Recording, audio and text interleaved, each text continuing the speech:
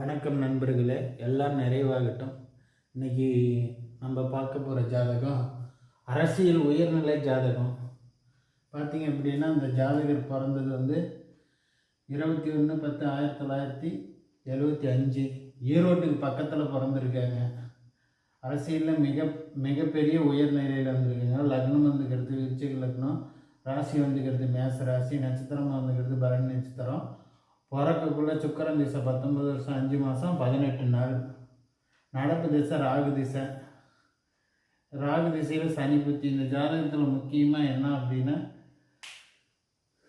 ஜாதகத்தில் ராகு திசையில் சனி புத்தி நடக்குது. இந்த ஜாதகருக்கு ராகு திசையில் சனி புத்தி நன்மை செய்யுமான செய்யாது. ஏன்னு கேட்டிங்கன்னா, சனி ராகு மறைமுக கிரகங்கள்.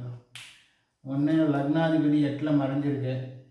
இவருக்கு நடக்கக்கூடிய பிரச்சனை, இந்த அரசியல்வாதி அவர்களுக்கு நடக்கக்கூடிய பிரச்சனை என்னன்னா, அவமானங்கள், விரயங்கள், அந்த மாதிரியான அமைப்பில் தசா புத்திகள் நடந்துகிட்ருக்கு. இந்த லக்னம் கெட்டால் அந்த காலத்துலலாம் ராஜாக்கள் சொல்லுவாங்க. ராஜாக்கள் என்னென்னா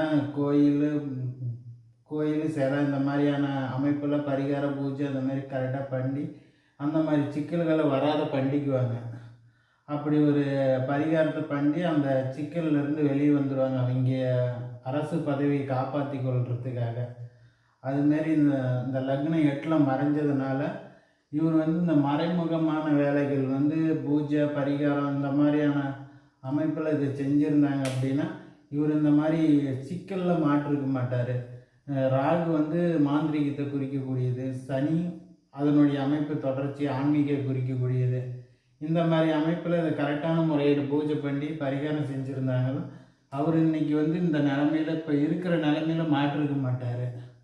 வணக்கம் நண்பர்களே.